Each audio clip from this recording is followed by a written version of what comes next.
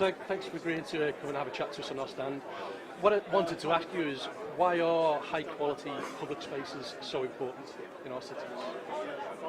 I think today new public spaces are really important because we're looking at building our cities more densely. Somewhere like London, we're seeing increase in population. There are going to be more people per square kilometre.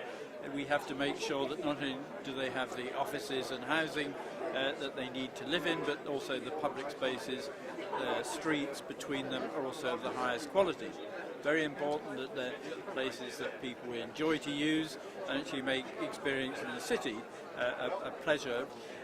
For the last 40 or 50 years, our cities have been overrun by cars, really. And I think we're beginning to see a move away from traffic dominating our streets to an interest in walking, cycling, public transport. And with that goes better landscaping, better surfaces, better pieces of city that people like being in. And we see the taking over of existing road space for pedestrianisation, transport that joins together people who want to walk, people who want to cycle, an integrated way of getting around the city. That's not just nice to do, it's good for the environment, it's cleaner, it's less polluting, so we want to make sustainable cities which are green and pleasant. Yeah, fantastic. And it's interesting that the onus and the responsibility for doing that, I wanted to ask also, it's not necessarily just the public sector, just the boroughs, but obviously more and more with Section 106 money and developers, that the private and public partnership plays a big part in that, especially in a place such as London. So is that becoming more important, that private developers play their part in developing these high quality spaces? And are there some examples in London you think of where this has been done particularly well? We're seeing an increasing amount of public space which is actually privately owned.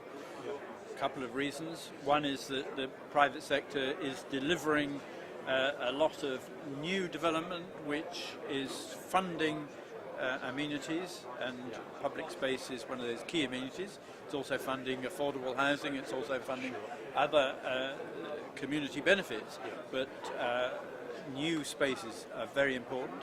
Also, the development community understands that actually good public space is beneficial for their property, for leasing their property, for creating environments that continue to maintain their value over time.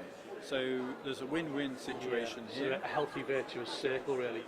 Yes, and what we need to do is to make sure that we manage these properly so that they're to the benefit of the public as a whole, and not there's not too much security, there's not too much control by the private sector, and we have some form of understanding across London that of the way we can use these spaces, what you can do in them, what you can't do in them. You know, even publicly owned public parks they have bylaws, lots of bylaws which control what we do in them. Public space also needs to be controlled, even when it's privately owned, but we need to get the balance right. Peter, thank you very much for your time today. Pleasure. Great.